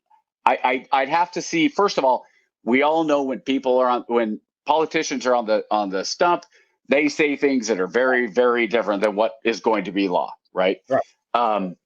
And so I take everything that is said on the stump with just massive, like, whole on grain, blocks of salt in a lot of ways. And it's one of those issues that, honestly, to me, we go the wrong way. Instead of saying, I need the police to come, and I know that what the other side of this is already going to be, but I think the police, I don't want to rely on the police. I don't think either of you want to rely on the police either. Dad, what you just said, somebody shoots my son, I'm not worried about him going to trial. I'll stand trial because I'm going to go out and I'm going to shoot him in the head too. And if it's a cop that does it, I'm going to be a cop killer. That woman, if her neighbors had come out and they surrounded that cop and beat the shit out of him, I vote not guilty. Put me on that jury. I'm fine with that. Watching that video pissed me off because I'm a former military police. I've got a lot of friends who are cops. It pisses them off too. And KJ, I told KJ this, and so it was a private, conversation on Facebook. But the thing that pissed me off secondarily was that the partner, his first reaction was he drew his gun too. It's like, no, dude, your first reaction should have been, man, officer, put your damn gun away. Why are you pointing your gun at her? Yep. Yes. Yes. And you that. Yes. Exactly. What are you, dude? What are you? Put your gun down. What are you doing? What the hell are you doing? There are a couple things. The problem that we're talking about is it's a training problem. It's a systemic issue in the police training. It's how the fear of and to, what I wrote down was this. To your points, doctors don't listen to Black patients either. So when you're talking about things that happen, this is why things like this continue to happen. Right. I just posted on my Facebook earlier this week a story about a nurse during the crack epidemic who was getting information about her patients who should have been receiving treatment. Yep. And she was criminalizing their addictions and turning them into police as soon as they had their babies. Yep. Which led to their children being taking it into the system. And so instead of treatment, they were criminalized. This kind of stuff happens over and over and over and over again to Black people. We are perceived as a constant threat. When a cop sees me in a car, they don't know that I have a PhD. They could care less. They don't know that I'm an entrepreneur. They don't know anything about me. What they know instantly is that I'm Black and I'm a threat. I may be toting, I may be carrying, I may be a drug dealer. I am not given the benefit of a doubt. But if I were white, I am given the benefit of a doubt before they walk up, they touch the back of the car, they walk in, license and registration, because you're a citizen. You're not perceived as that threat off the bat. Doesn't matter anything else. You could be dangerous. As soon as he walks up to the front and he says license and registration, you could blow his head off. But he's not going to be ready for that. He's going to be ready for me, regardless of what I do. So I have to teach my sons different to live in this place to come home. Two things to what you're saying there. Mm-hmm.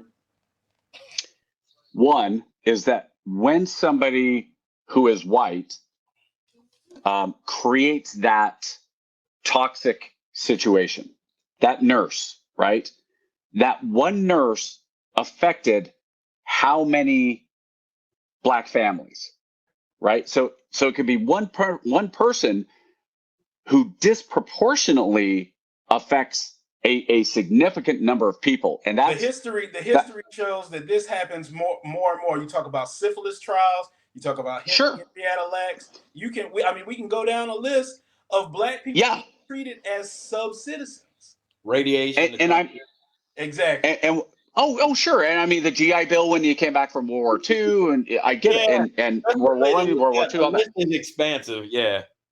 Yeah, there is, and I'm not trying, and I'm not trying to make that seem. What I'm saying is those individual. Yes, there are definitely systemic, and I think when you're talking about, like, again, the GI Bill and some of the problems with the GI Bill, I've got to give a munchkin my T-Rex here. Okay. Yeah, man.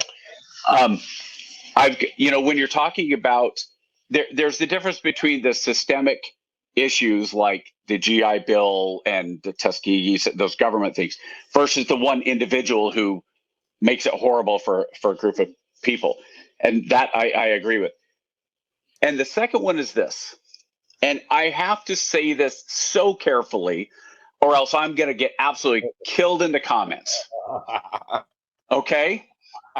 But statistics are sometimes valid. Okay?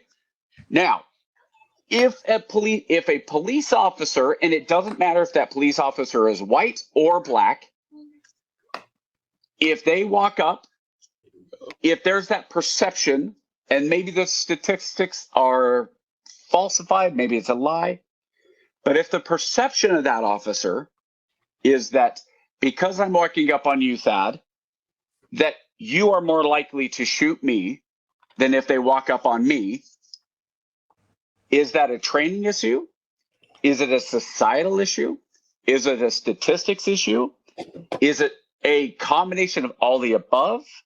Is it a flat out just racist issue? Because again, I've got friends that are cops that I've got a brother-in-law that's a cop, right? Is he more scared? Some of my friends are cops. Are they more scared when they roll up on someone who's Black than white? Absolutely not. I'm curious. They are. I'll tell you. You know what Black cops are afraid of?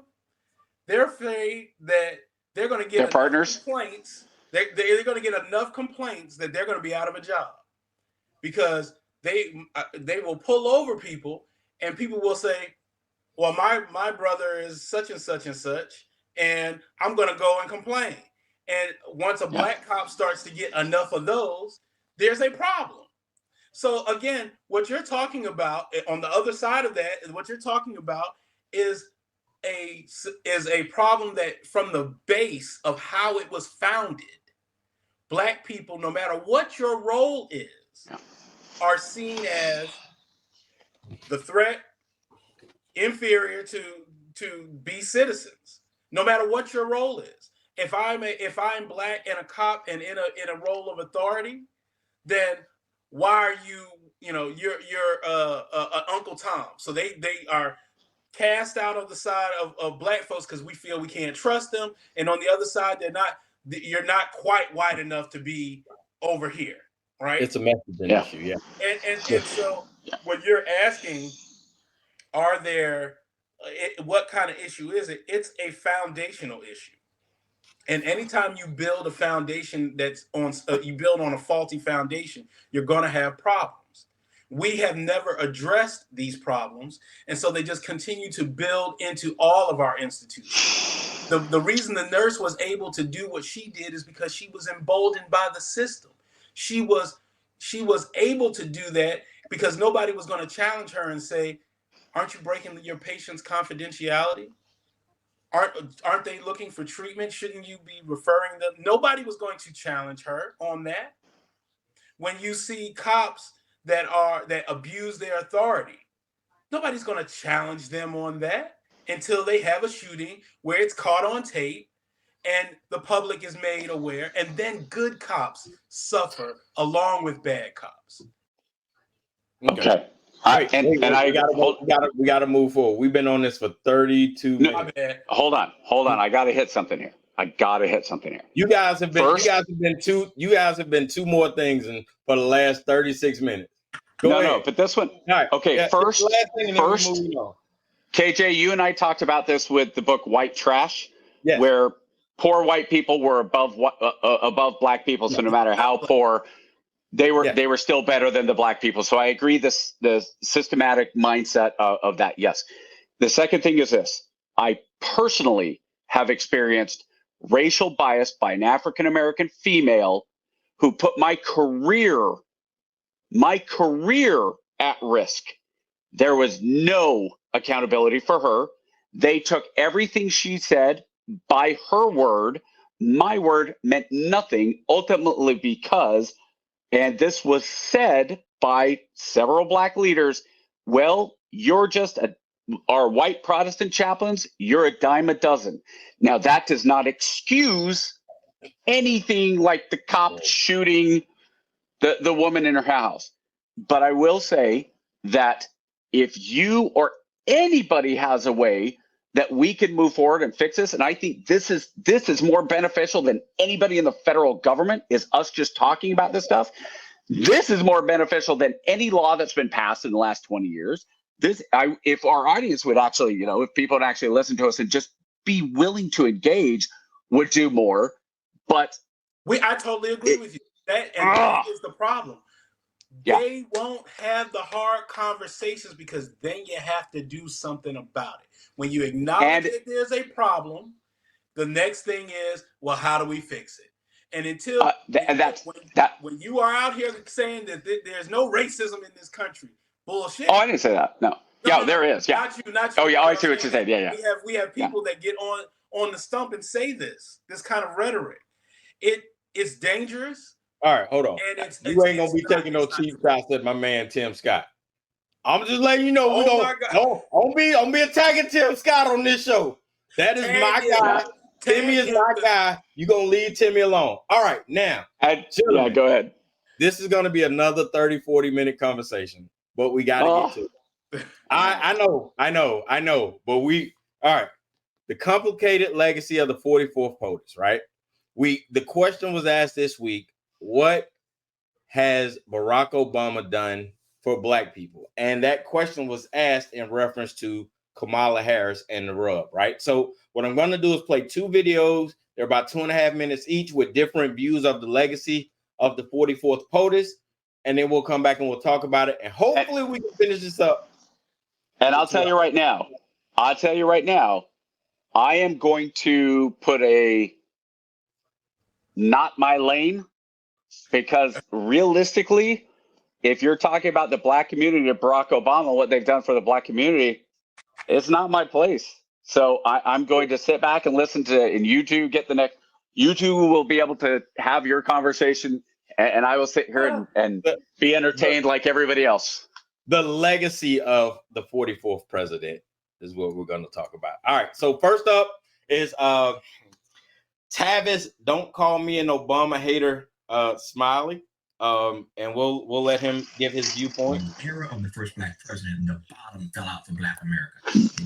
Although they had a black president, they were still politically marginalized, they were economically exploited, they were socially manipulated. So how do you juxtapose those two realities years from now? I'm glad I'm not a historian trying to figure that out 20, 40, 50 years down the road. But I tell you this, I think the historians are going to root for Obama ultimately because it's a good American story. You got to say America did the right thing. They elected the brother. You know, so the story, the narrative kind of takes its own shape. But when they get to this part about how you juxtapose those two realities, his success and the bottoming out for black America, that's going to be a much harder story to tell. Here's what's amazing statistically. The most optimistic people in America absolutely are African Americans. Right. And because they're excited, they're still excited about this president. They still defend him, no matter what has happened to them economically. That attitude changes dramatically as soon as a Republican is elected. Do you think they become less optimistic as soon as a Republican is elected? So much of America was proud back in 2008 when Barack Obama got elected. It wasn't just Black America. It was all of America. Even if you didn't vote for him, millions of Americans were glad to see that this country could make that step. It's fascinating to me that the community is suffering economically, and it is widespread suffering. And yet they still believe that tomorrow is going to be better than today. That was an opinion, right? So this next opinion is from Dr. Eric Dyson. Not sure if you guys are familiar. Professor, very esteemed brother in the proverbial black community. And we're going to hear his thoughts on the legacy of the 44th POTUS. Hi, everyone. This is Natasha Alford with thegrio.com. And today I have the pleasure of having Dr. Michael Eric Dyson with us. How are you, Dr. Dyson? I'm doing fine, Ms. Alford. Thanks It's to great be here. to see you. Good to see you as well. Dr. Dyson, as you know, is a Georgetown professor, commentator, acclaimed author, and now author of the new book, The Black Presidency, Barack Obama and the Politics of Race. It's hard to believe that the 8 years are kind of over already. What do you think of this legacy? Well, I think President Obama will go down as one of the presidents that we've ever had. His accomplishments are pretty remarkable. First year, second year, when you talk about bailing out the banks, when you talk about bailing out the automobile industry, when you talk about giving us health care, job numbers just came out recently, 215,000 jobs added. I mean, when Bush was running stuff, it was pretty dastardly and pretty depressing. And he's been an extraordinary boost to the economy. On the other hand, I think when it comes to issues of race, that will not be the strongest part of his legacy, because I think President Obama has been hesitant to address race. I think he will have a mixed legacy when it comes to addressing the issues of African American people. Right. And you talk about that in the book, sort of being in between a rock and a hard place, right? You can't, whenever President Obama spoke about race, there was always this firestorm, no matter what he said. But at the same time, Black Americans are Americans too. We are Americans too. And the thing is, he faced a lot of tough times on other issues as well. It's not just only race that pulled him down. I mean, when he spoke about, issues of gay, lesbian, transgender, bisexual people, and queer people. So that's good. We're gonna cut that out because he goes into all the other stuff after that. So ultimately, you have two opposing views from two well-esteemed members of the proverbial black community with opposing views on the legacy of the 44th president and his benefits to African Americans. I have some thoughts, but Thad, as our guest, I will let you go first on your thoughts, and then I'll come in, and then Chappie, feel free to chime in. I think you are 164th black, so you know what I'm saying. As a brotherhood, we got to stick together. You know what I'm saying. So one drop rule, my boy. Okay. Anyway, I think two things can be true at the same time. I think as a president for a whole country, I did well during Obama's term. Someone who is a diabetic, I saw and was, during the time where we were forced to carry insurance, I was able to find insurance that helped me to be able to go to the doctor more often, to be able to afford my medication. At a time when I wasn't necessarily doing great financially because of my job situation. But let's not get it twisted. Barack Obama is not ADOS, so he's not a American descendant of slaves at all. Barack Obama married an ADOS individual, and I think that colored a lot of what his perspective was. But Barack Obama is truly an African American in the truest sense of the word.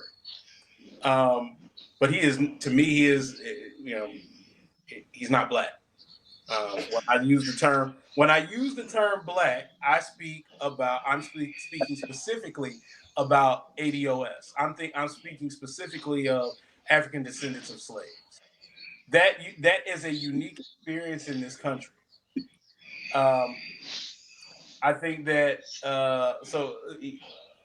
I'm also hesitant, which it tells why he was hesitant to speak on race. His experience as a black man in this country was colored by the aspect of having a white mother and an African father, which is not the same as being ADOS. That experience is going to be completely different. As far as the community is concerned, yeah, there is very little I can say as far as overarching community that Barack Obama did for the black quote unquote community, other than breaking the glass ceiling of making people feel like this is something that is attainable for black people. Now, I don't feel like there was much else specifically for black people. Again, we did not get a hate crime bill. We did not get anything that we needed to resolve some of the racial inequality in this country. And that's what I was looking for. Those things that never made it to the table. And though people will say, those that defend him will say, Congress stopped a lot of things that he was trying to do, this, that, and the third. Trump didn't have any problem getting into office and writing executive orders left and right. So if you truly wanted to make a difference, you put your balls on the table and you make the executive order. And you let it rock, especially in your second term when you got nothing else. When you ain't got nothing to lose. Chappie, I got a question for you as a fellow baseball fan, right? Mm-hmm. What makes Jackie Robinson special? He wasn't considered the greatest ball player ever. Didn't have exceptional arm strength. Wasn't a particularly, outstanding. He was a good player, but he wasn't outstanding. But Jackie Robinson is revered in the major league community. Wow. Well, of course, the start is the obvious answer of he was the first African American to cross the race line and be brought in. But what the true reason is because Branch Rickey called Jackie Robinson into his office, and he said, "Jackie, I've been thinking about this for a few years. I would really like to right a wrong that has been going on." Now, Branch Rickey was the GM of the Dodgers.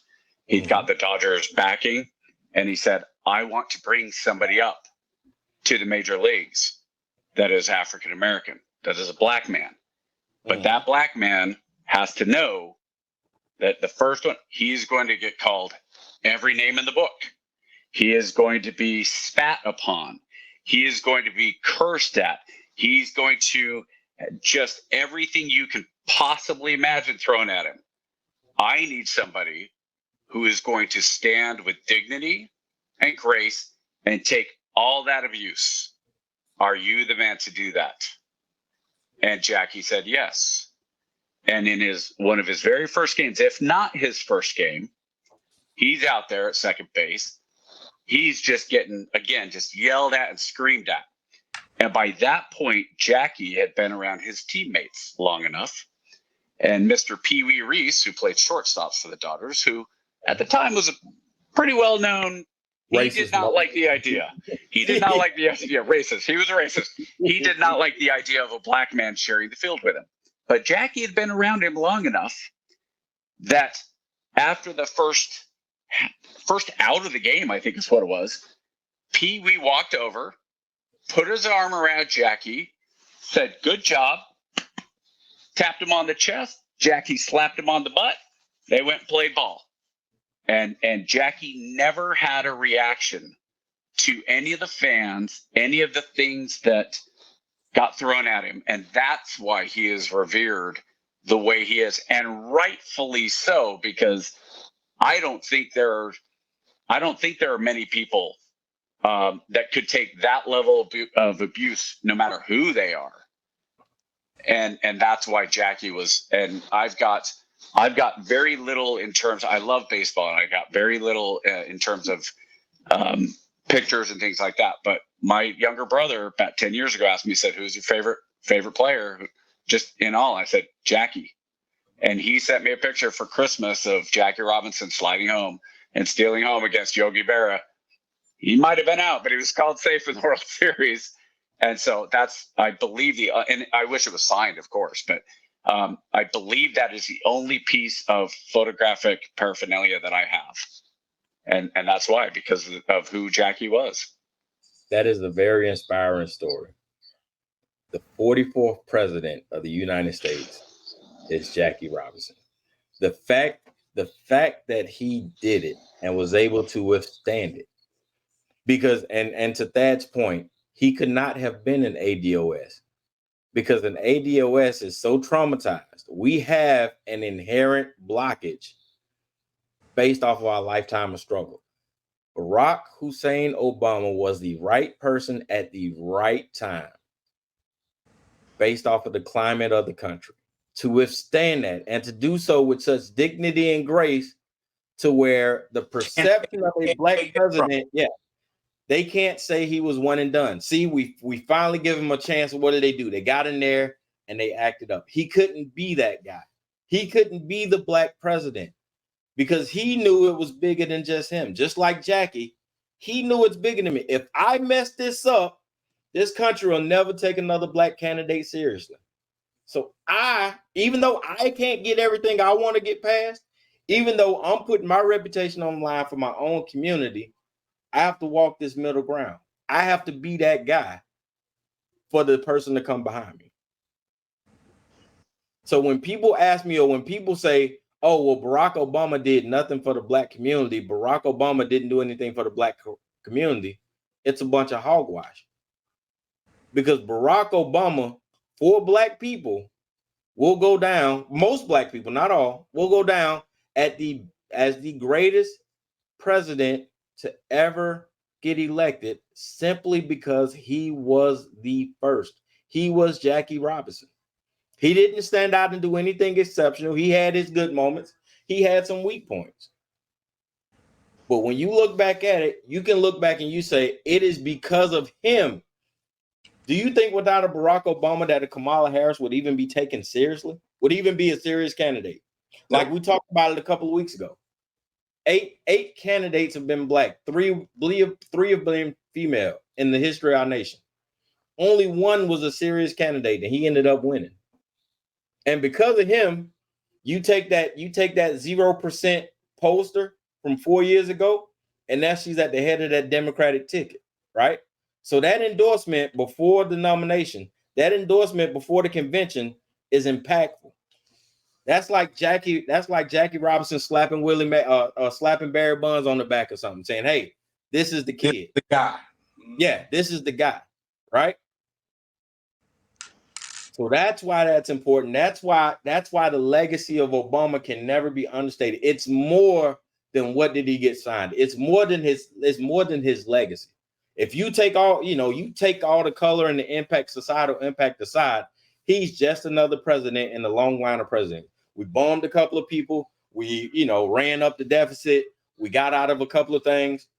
He's par for the course. But where he stands out is he was the guy to tell the country it's okay to allow us to ascend to the highest levels of the executive branch. And that's why Barack Obama is important. And that's why he is my favorite. Even though I disagree with him a whole lot, Obama will always be my favorite president. And I only got two presidents. Look, I got two presidents hanging up in my house. Two, right? The first one is John F. Kennedy, right? Because John F. Kennedy is white Jesus. My grandmama always called him white Jesus, and she said, boy, you always have Kennedy in your house. He died for our sins. John F. Kennedy. And the second one is Barack Hussein Obama. Because of Barack Hussein Obama, my son, I can now look at my son and tell him with a realistic belief in my heart that, hey, man, you can do this. Before Barack Hussein Obama, I could not tell my son that he could do it because it's never been done before. So you know what's funny about that? Scariest moment. That's it. When he was being inaugurated, I thought for sure. Oh yeah, I knew he was taking a bullet. Absolutely. What did Trump say? Stand back and stand by. You talk about a revolution. That would have been the sparking point. Because I mean, you had 30 million African Americans locked and loaded, ready to raise hell. Yeah, that's why. So what's funny, KJ, about you saying that is I had a friend. We were talking about. I don't remember if it was when it was probably when Romney was running, and so it was the first 4 years. And she said we were doing a radio show type show, and somebody said, you know, is there anything good that has come out of the Obama presidency? And she was like, no, nothing. I said, no, hold on. There's absolutely one thing very good that's come out of it. And it's what you just said. I said, because he's African American, because he's black, you just told everyone in this country that you can become the president. Before that, you couldn't. Yep. And that one singular thing was enough. So that's why when people ask me, you know, well, what did Obama never did anything for black people. I have an issue with it because that's not true. That's like saying, oh, what did Jackie Robinson do for black people? Well, shit, without Jackie, you know, had that experiment gone wrong, who knows when the leagues would have been integrated. You know what I'm saying? And I knew I saved it because I knew you would be able to grasp that concept a lot better. That's why. And he was a Dodger, but we all can't be right. I forgive him for his sins. Anyway, on that note, gentlemen, we are at the 2-hour mark. Final thoughts. I will let our esteemed colleague guest go first. Dr. Jones, thank you so much for spending 2 hours with us. It's been a hell of a ride. Man, final thoughts. I will agree with the chaplain there. We need to have the difficult, and this is something I say all the time, man. KJ, you can attest to this. We need to have the difficult conversations as a people, because the problem is that we are often quiet and complacent when it comes to our elected officials, and we don't hold their feet to the fire about what we truly want as a people and what we truly need. And so if we're ever going to get this country back on the rails to what we think it should be and what we think it could become, the people have to start speaking to each other. We are more alike than we are different. We want the same things. The problem is that we don't agree on how to get it, and we don't share the same experiences in this country. And until we start having those conversations, we're never going to get on the same page. Right on, Chappie. This is a drum that I've been banging for a long time. KJ and I have talked about this, and it's something that I would have said earlier if KJ hadn't cut me off.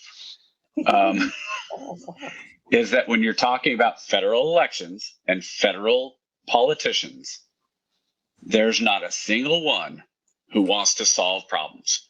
Because if you solve problems, your power goes away, and they want the power. It doesn't matter if it's the most conservative guy up there, whether it's Ted Cruz or Senator Lee, or it's the most liberal Nancy Pelosi or AOC. What it comes down to is if we fix problems, they're not going to need us anymore. And if they don't need us anymore, I'm not important anymore.